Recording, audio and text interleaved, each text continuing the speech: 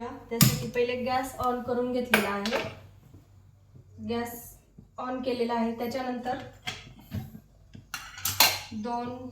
दोन चमचे ऑइल टाकलेलं आहे त्याच्यामध्ये। बघू शकता हे 2 चमचे ऑइल टाकलेलं आहे। थोडंसं गरम होऊ द्यायचं।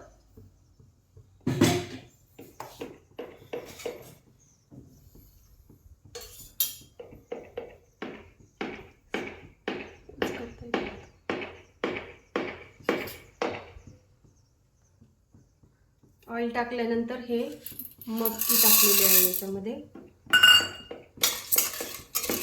छान करून घ्यायची। मग हळद टाकलेली आहे, ती पण चांगली मिक्स करून घेऊया। त्याच्यानंतर हे मीठ टाकलेलं आहे।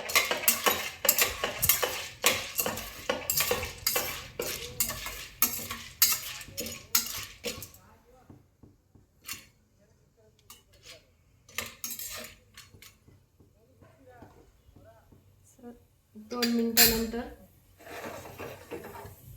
एक कुकरचं आता हे परतून झालेलं आहे। आता आपण झाकण लावत आहे।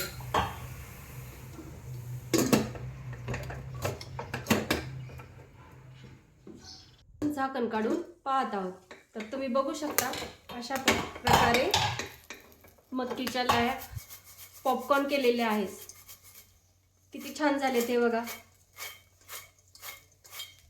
तर तुम्ही अशा प्रकारे घरी करू शकता। धन्यवाद मित्रांनो।